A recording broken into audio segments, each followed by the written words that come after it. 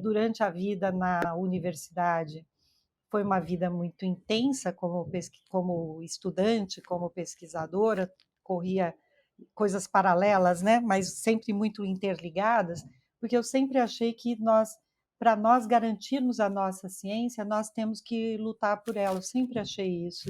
Para nós termos uma universidade forte, nós precisamos lutar por ela também. Então, essa participação na vida universitária sempre foi muito intensa e muito determinada, né? Então, isso acabou me levando à reitoria também.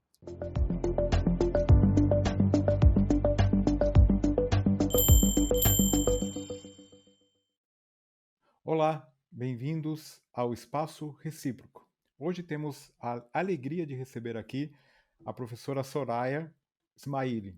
É professora titular do Departamento de Farmacologia da Escola Paulista de Medicina, Unifesp. Graduada em Farmácia e Bioquímica pela Universidade de São Paulo, 1985, realizou mestrado e doutorado e livre docência pela Escola Paulista de Medicina, Unifesp. Realizou pós-doutorados na Thomas Jefferson University, em 1997, e no National Institute of Health, em 97 a 99. Foi pesquisadora visitante do National Institute of Health e fellow da Fogarty Foundation, em 2000. Estabeleceu e coordenou o Laboratório de Microscopia Confocal e o Laboratório de Sinalização em Morte Celular. Desenvolve projetos de pesquisa nas áreas de neurociência, morte celular e autofagia com diversos financiamentos de diversas agências. Foi reitora da Universidade Federal de São Paulo entre 2013 a 2017, sendo reeleita para o mandato 2017 a 2021.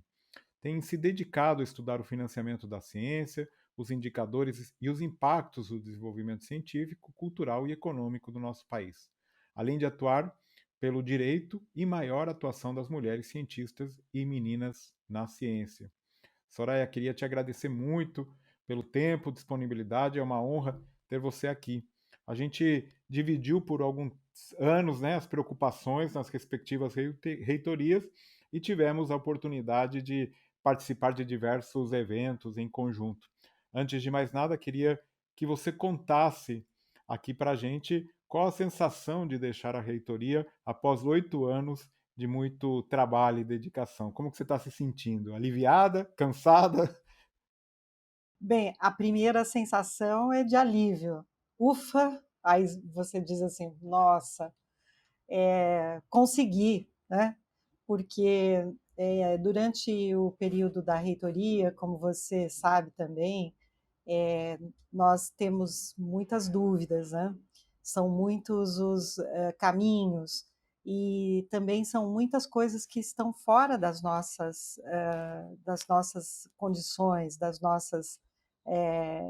do nosso domínio. Então, o primeiro sentimento é de alívio, realmente. E depois vem um sentimento de que bom, estou fazendo as coisas que eu gosto, né? Eu agora vou fazer e vou poder me dedicar à pesquisa, à ciência, a voltar aos trabalhos que a gente não deixou, mas que continuaram, mas que não tinham aquela dedicação completa, porque a gestão exige muito, né? Mas eu quero aproveitar para te agradecer também o convite. Estou gostando muito do seu programa, é muito bacana estar aqui com você e agora conversando sobre as nossas universidades, sobre a ciência e também sobre coisas que nós podemos fazer juntos, né? Não só sobre aqueles problemas todos que a gente teve que discutir, resolver juntos.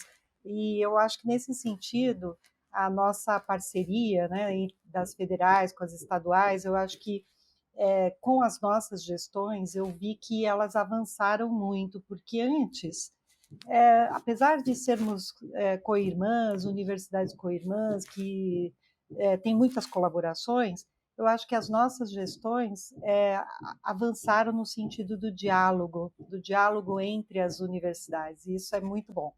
É muito legal. Bom, então para começar, eu queria que você contasse um pouquinho da tua trajetória pessoal, de pesquisadora a reitora. Bem, eu acho que a minha paixão pela ciência, outro dia, o meu departamento, o departamento de farmacologia da Escola Paulista de Medicina, depois, assim que eu voltei para o departamento, me pediu que eu contasse um pouco da história, né? Então, ao fazer essa linha do tempo, a primeira coisa que eu coloquei lá foi quando me apaixonei pela ciência e a minha memória assim me leva à minha infância, porque eu me apaixonei por um microscópio que eu mesma montei a partir de uma série que se chamava Os Cientistas e que você colocava as pecinhas e montava ou fazia os experimentos, né?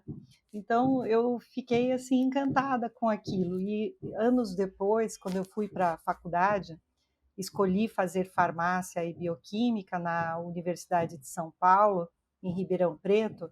Quando eu escolhi mesmo a farmácia, eu só prestei farmácia, por alguma razão eu me encantava com estar no laboratório e poder produzir alguma coisa que trouxesse um benefício para a saúde humana. Então, não era no hospital, não queria fazer medicina. Então, eu fui para uma carreira que me desse essa oportunidade. E aí, na Faculdade de Ciências Farmacêuticas de Ribeirão Preto, o mundo se abriu, né? Eu tive contato com grandes professores e lá fiz a minha iniciação científica e também me interessei em continuar como pesquisadora assim que eu terminei a universidade. Voltei para São Paulo, porque minha família é daqui, e entrei diretamente para o mestrado e depois o doutorado. Nem fui exercer a profissão, praticamente a profissão de farmacêutica. E logo depois também eu fui convidada a dar aulas a ser professora e responsável pela disciplina de farmacologia. Eu ainda não tinha terminado o mestrado na Universidade de Bragança e durante muitos anos eu fui professora do curso médico, do terceiro ano do curso médico lá. E foi um grande aprendizado para mim também, aprendi muito lá e aprendi também a ser professora, né? Porque eu tinha um ideal de professora, que são as minhas professoras da faculdade, mas eu também queria fazer isso, né? Falar para os meus estudantes. E depois prestei o concurso na Escola Paulista de Medicina, foi o único concurso que eu prestei, então, porque eu queria ficar lá, e fui ficando, né? E depois do doutorado, né, que eu sob a orientação do professor Aron Jurkiewicz e da Neide Jurkiewicz, que são meus grandes orientadores, são filhos científicos do Ribeiro do Vale, então eu aprendi muitíssimo no nosso departamento. É um departamento que tem muita tradição na pesquisa e também tem muita tradição de internacionalização. O departamento sempre apoiou os professores para fazerem pós-docs, né?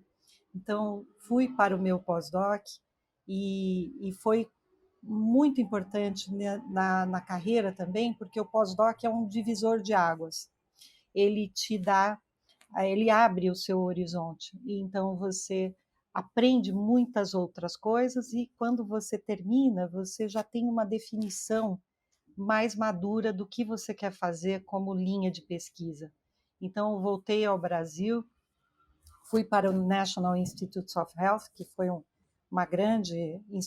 que é uma grande instituição nos Estados Unidos, talvez a mais importante na área da saúde, e além da Thomas Jefferson University, e lá estabeleci colaborações. Os meus colegas de pós-doc, né, viraram meus colaboradores, e é bem assim mesmo que funciona, né? Porque a gente cria laços, cria vínculos, e depois cada um foi para o seu país, para a Inglaterra, para o Canadá, e a gente continuou, ou mesmo nos próprios Estados Unidos. Então, eu continuei colaborando e fazendo a pesquisa, e estabelecemos uma linha de pesquisa em morte celular, e a morte celular em diferentes processos neurodegenerativos, doenças neurodegenerativas, e depois da morte celular com autofagia, que é uma espécie também de sistema de limpeza, de sobrevivência celular, né? Então, um pouco das duas coisas, que elas se entrelaçam também. Então, basicamente isso. Durante a vida na universidade, foi uma vida muito intensa como estudante, como pesquisadora, corria coisas paralelas, né? Mas sempre muito interligadas, porque eu sempre achei que para nós garantirmos a nossa ciência, nós temos que lutar por ela. Eu sempre achei isso. Para nós termos uma universidade forte, nós precisamos lutar por ela também. Então, essa participação na vida universitária sempre foi muito intensa e muito determinada, né? Então, isso acabou me levando à reitoria também. E qual que você. Bom, daí você fez uma reitoria, 4 anos, depois mais 4 anos, 8 anos na reitoria. Queria que você comentasse aí então um pouco desse período. Quais. Dá um resumo aí do que você acha que são as tuas principais realizações, naturalmente as suas, junto com a tua equipe, com todo o time aí que você montou. Sim, exatamente. Eu acho que o primeiro, então, exatamente, mais um divisor de águas, né? Quando entrei na reitoria, depois de um processo bastante disputado, um processo democrático, bonito, um processo bonito, de muita discussão, de muito debate. Acho que a Unifesp nunca tinha tido um processo tão intenso. Já tínhamos tido, obviamente, tivemos eleições para reitor desde o professor Nader, quer dizer, já era uma tradição a consulta, né, na nossa universidade, depois a escolha do primeiro da lista, na nossa universidade também, isso sempre, o primeiro da consulta, perdão, isso sempre aconteceu. Então, nós tínhamos um momento muito difícil, mas muito rico também, porque a Unifesp tinha feito uma expansão muito grande e um tanto rápida e com um planejamento que não amarrava as coisas, ou pouco planejamento. Então, nós fizemos muitas discussões com todos os campi, que eram muito jovens, tinham 4, 5, no máximo 5 anos de existência, o mais antigo, que era o campus Baixada Santista, quer dizer, além do campus São Paulo, que é onde está a Escola Paulista de Medicina, que é o campus mais antigo, o campus que inicia a Unifesp em 94, né, porque nós éramos uma escola isolada, e a escola existe desde 1933. Então, já era uma escola muito madura, muito tradicional, e vinha toda aquela juventude da universidade com mais 5 campi em diferentes áreas do conhecimento que a gente não tinha algumas delas completamente originais para a Unifesp, como as engenharias, como as humanidades, história da arte. Imagina, a gente começou a ter um curso de história da arte que é um dos pioneiros no Brasil. Então, tudo aquilo estava borbulhando, né, fervilhando. Então, a nossa eleição aconteceu nesse contexto, né? E quando assumimos, veio uma avalanche de problemas. Os problemas maiores eram de infraestrutura. Nós tínhamos muitas demandas de infraestrutura e de valorização de todos os atores da universidade, quer dizer, não só a área da saúde, a área médica, que era bem conceituada e tradicional, mas todos os outros também queriam o seu espaço, o seu lugar, a sua voz. Então, eu acho que eu reputo duas coisas bem importantes e que foram centrais durante todo, né, o ano, os anos de reitoria, todos os 8 anos. A primeira foi realmente aglutinar, agregar, ouvir, né? aproximar ao invés de conflituar, né? Quer dizer, nós termos menos conflito e mais unidade na construção da universidade, com todas as áreas, com todos os campi.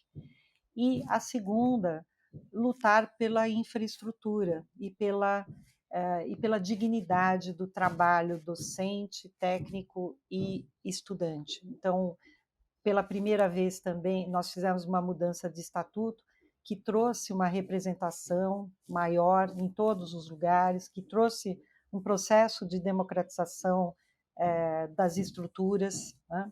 E também uma valorização maior do técnico administrativo, porque hoje ele pode ser pró-reitor, antes não podia, né?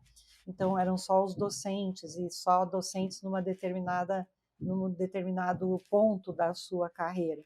Então, nós fomos mudando as estruturas. Claro que teve dúvidas, né? Nós tivemos dúvidas e a dúvida sempre que permeou, assombrou um pouco a gente, era vamos perder qualidade. Mas não perdemos, ao contrário, a diversidade, a democratização, a escuta em todos os níveis trouxe, de fato, maior qualidade para a universidade. Ela subiu em todos os sistemas de avaliação, todos começaram a se ver como membros dessa universidade, participantes, não vou dizer todos, mas eu acredito que uma boa parte. Então, acho que esses foram os principais pontos.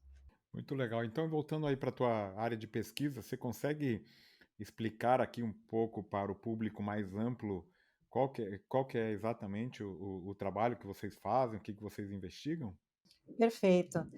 Em termos, nesse período também, como você sabe, nós também temos trabalhado para tornar a ciência mais acessível. Então, eu treinei um pouco também em como, em como explicar o que é morte celular. Isso me chamou a atenção uma vez quando eu estava falando sobre morte celular com uma pessoa que não é da área, uma pessoa leiga, que não está na universidade, e a pessoa me perguntou assim: como o celular pode causar a morte? O celular. Aí eu pensei, não, peraí, a gente precisa explicar o que é uma célula, né? Então, é, eu não tinha me dado conta de que quando você fala celular, as pessoas vão pensar no celular, que é, né, o aparelho de comunicação, né, o telefone. Alguns podem achar que você está trabalhando com mortes no trânsito, por exemplo.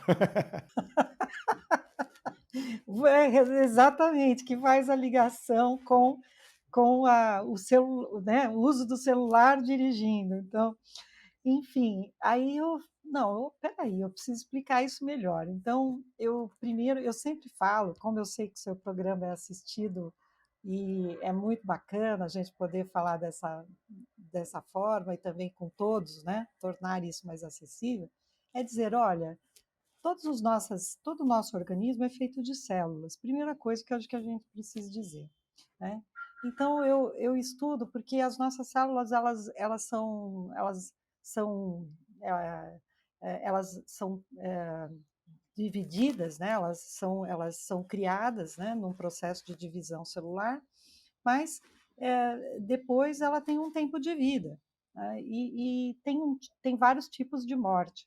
Então, ela tem que, em algum momento, ela entra em senescência e entra numa morte celular programada. Ela entra numa morte programada.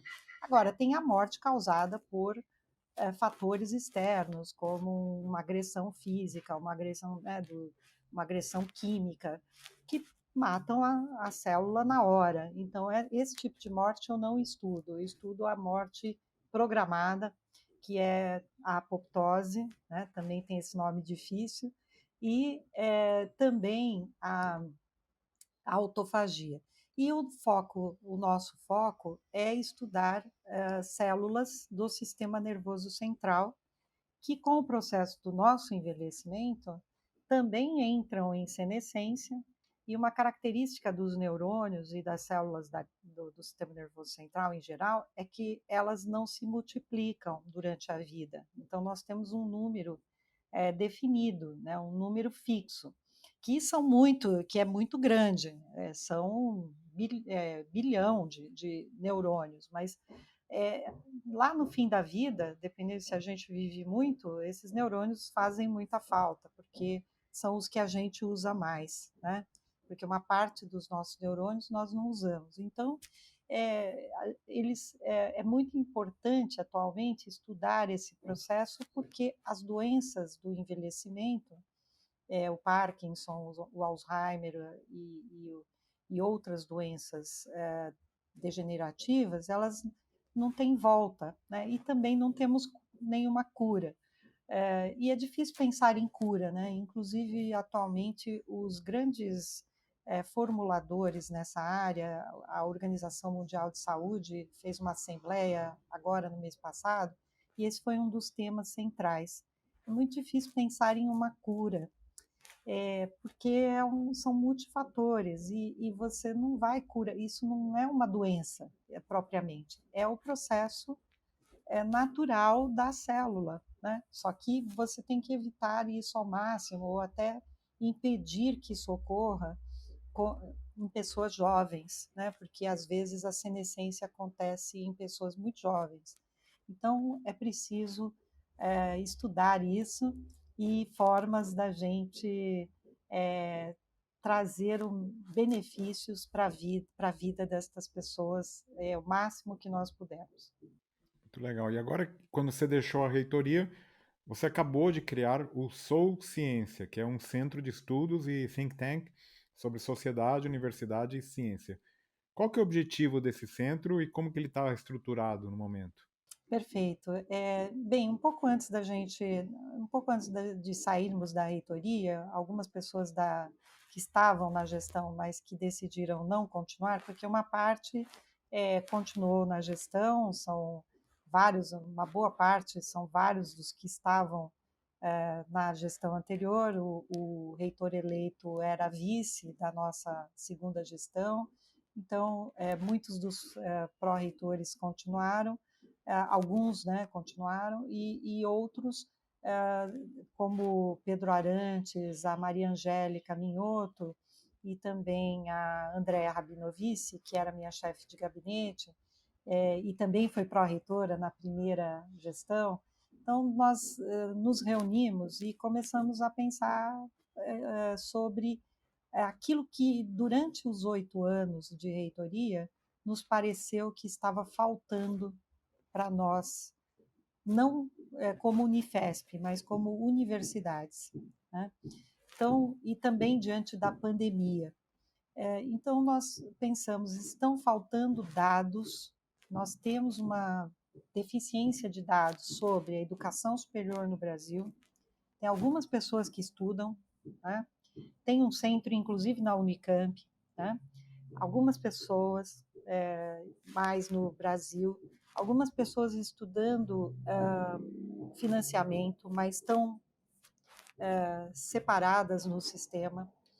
E também a universidade no seu papel, na sua função social, o quanto ela produziu de impacto, o quanto ela produziu de democratização do ensino superior, a universidade pública, principalmente, e o quanto ela produziu de democratização da própria ciência, já que a maior parte da ciência é realizada nas nossas universidades. Então, nós decidimos ter um centro de estudos que não é de pós-graduação, nos perguntaram isso também.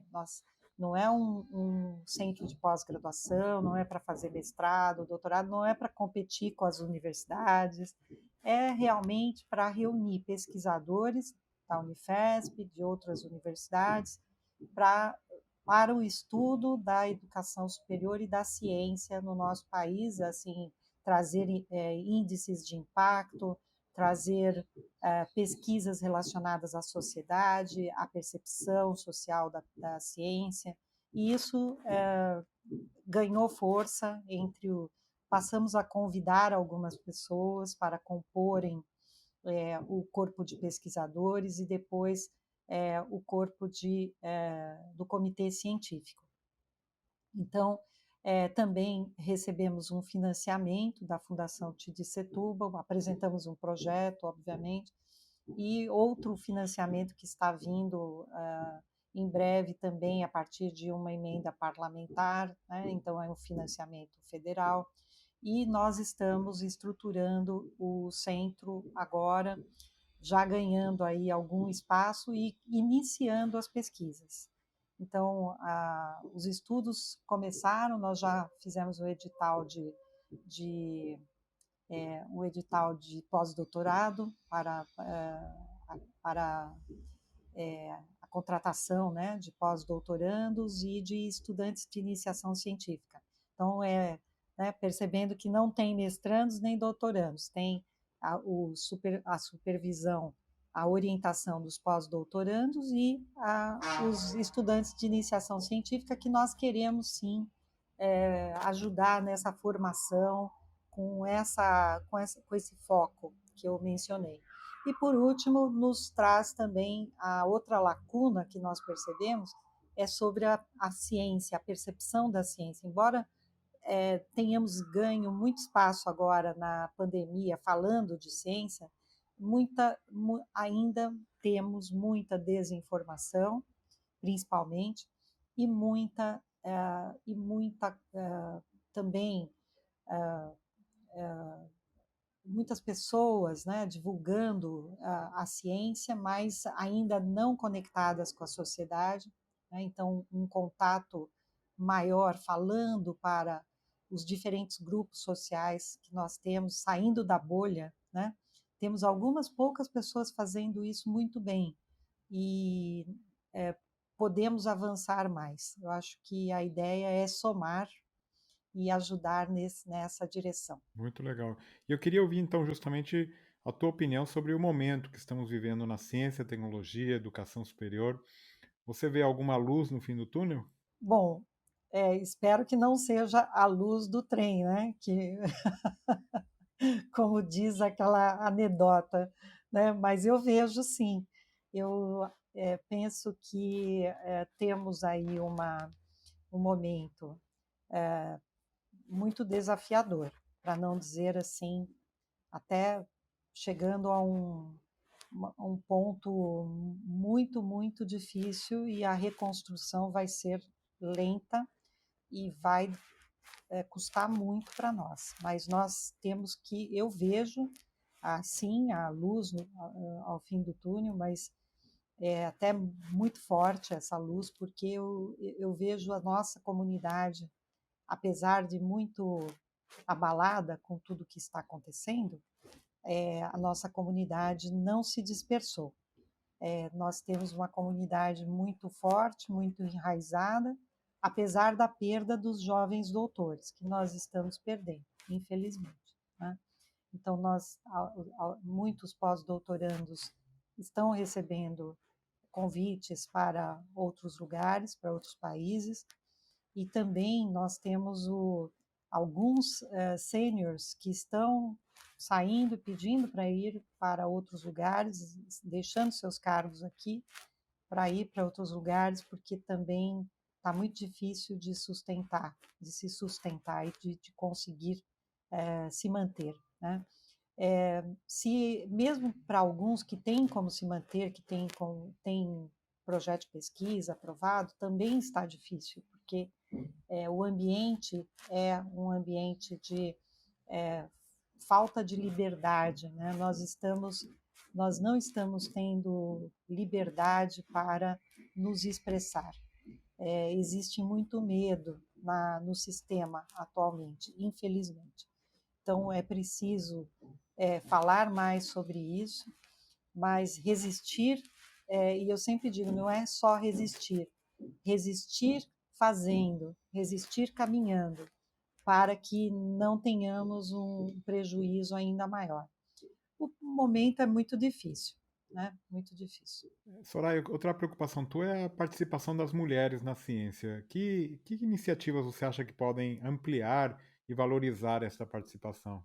Muito importante isso também, porque temos falado sobre isso em vários lugares e também a Unifesp, durante a nossa reitoria, a Unifesp atingiu no ranking da Times Higher Education e em outros também da Universidade de Leiden, a Unifesp assumiu a primeira posição dentre as brasileiras neste objetivo de desenvolvimento sustentável, que é o objetivo número 5. Então, nós temos aí um caminho a percorrer, mas na nossa experiência, na minha experiência, o que fizemos, né, que eu acho que deu muito certo e que pode ajudar em outros lugares, outras universidades e outros lugares também. Eu acredito que uma mulher, quando ela assume uma posição, essa é uma das premissas, né? Uma mulher numa posição de liderança, ela precisa dar espaço para outras mulheres, né? Ponto número 1. Esse é o básico, né? O fundamental, né? No caso da nossa experiência. Então, foi o que fizemos, abrir para muitas mulheres, e até o ponto de um colega na primeira gestão me perguntar: você está fazendo isso de propósito? Eu falei: sim, é de propósito, porque nós temos muitas mulheres que são muito, muito talentosas, inteligentes, que têm carreiras brilhantes e que não estão sendo vistas e que as vozes não estão sendo ouvidas. Então, nós vamos dar esse espaço. Isso aconteceu nas gestões anteriores da Unifesp, nunca tínhamos tido uma reitora mulher, naquela primeira gestão era a reitora e a vice-reitora, então eram as duas, além de 70% dos cargos de direção que nós indicamos. E depois, eu não fixei o número, mas tinha a firme determinação de trazer as mulheres que eu via, que eu já tinha contato. E também não tínhamos tido, só tínhamos tido uma pró-reitora mulher até aquele momento em 2013. Imagina, estávamos em 2013, só tinha tido uma pró-reitora mulher. Então, nós realmente isso foi uma revolução. Estabelecemos uma série de políticas internas, não só para as mulheres, mas para a inclusão de diversos atores da comunidade, da sociedade científica ali da nossa universidade. Então, nós conseguimos avançar nas políticas também de acessibilidade, de inclusão, e depois criamos o Dia das Meninas Científicas, das mulheres e das meninas científicas na ciência, né? Das mulheres e das meninas na ciência, que é o dia 11 de fevereiro, pela Unesco, é um dia mundial, né? Nessa semana, por resolução da nossa gestão, nós também criamos uma série de atividades para realizarmos essa divulgação. E muitos projetos foram surgindo, né? Projetos voltados para dentro da universidade, fora da universidade, para o acesso das meninas e também das professoras e das cientistas aos meios, né? E a própria informação científica, mas também vimos uma mudança importante dentre as pesquisadoras. Hoje a Unifesp tem um maior número de mulheres na ciência, em diferentes áreas, né? Não só na área, que a gente tem aquelas áreas que tradicionalmente sempre tiveram mais mulheres, mas hoje nós temos um avanço em todas as áreas. E também ocorreu um avanço nos cargos de direção, como eu mencionei. Mas ainda preocupa, porque os levantamentos mostram que quando chega nos cargos de direção, ainda temos poucas mulheres. Então, você tem muitas mulheres no sistema hoje, mas pouca chance de atingir principalmente os cargos de direção ou mesmo a titularidade. Né? Em algumas universidades ainda, ou algumas faculdades mais tradicionais, chegar à professora titular é praticamente impossível, né? Então, alguns sistemas ainda mantêm o sistema muito fechado. Então, precisamos trabalhar sobre isso. Bom, agora para ir finalizando, queria que você recomendasse um livro, um podcast, uma série, um canal no YouTube, qualquer coisa aí que vier na sua cabeça para o público que nos assiste. Perfeito. Olha, é difícil recomendar um livro, né? Porque porque tem tantos muito bons. Mas eu pensando um pouco nos livros que revolucionaram assim a minha cabeça, né? Eu citaria é, um trabalho magnífico que se chama O Livro da Cura, que é uma enciclopédia científica e filosófica escrita pelo Avicena, lá no século XI. Quer dizer, é algo realmente incrível que no século XI você tenha tido um compêndio médico, filosófico, né, científico, é uma coisa incrível. E também o livro que eu recomendo, assim, na área da ciência, é A Estrutura das Revoluções Científicas, do Thomas Kuhn. Eu sempre lembro desse livro que, para mim, trouxe uma formação, e a partir desse livro, na época em que eu li, eu aprendi muito, porque outros trabalhos relacionados e debates relacionados a esse trabalho foram feitos, porque nós tínhamos um grupo na Unifesp, quando eu era pós-graduanda, que discutia a filosofia da ciência. Então, era um grupo de pós-graduandos e nós tínhamos um docente, que era docente da psicobiologia, o Orlando Bueno, fantástico, que nos provocava. Então, esse livro é muito marcante também na minha vida. E agora, né, como você pode ver, está até aqui está exatamente aqui, porque geralmente eu deixo aqui as coisas que eu estou lendo no momento, né?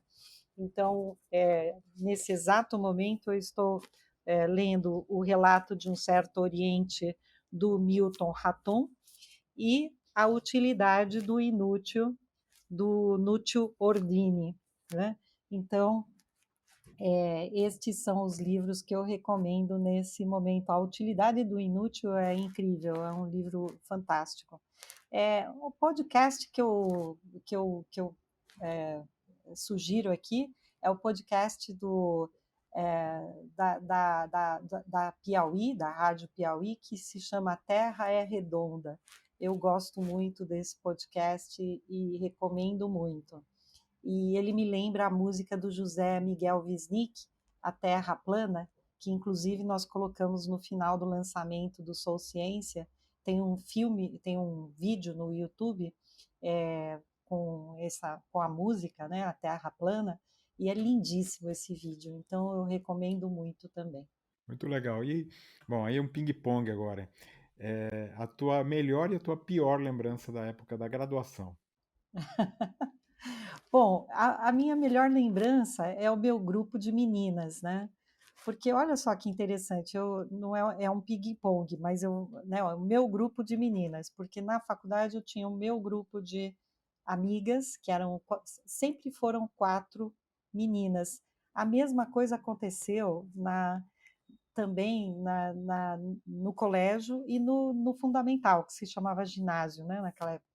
Então, eu sempre tive 4 amigas e nós éramos inseparáveis. Então, a minha melhor lembrança é o meu grupo de meninas e as minhas amigas inseparáveis, que somos amigas, estudávamos juntos, fazíamos tudo, comíamos, morávamos juntas. Então, era uma coisa impressionante, é muito bacana. E o meu primeiro experimento, colocando uma cânula intracérebro ventricular quando eu estudei, quando eu fiz a iniciação científica na farmacologia da USP Ribeirão. E depois, a pior lembrança que eu tenho é da minha primeira prova de anatomia. É uma lembrança incrível, porque é um trauma para todos nós, porque as peças ficavam nas mesas, né? e nós tínhamos um tempo muito curto para escrever sobre a peça, e depois você passava, né, tocava um alarme e você ia para outra mesa, tocava um alarme, você ia para outra mesa.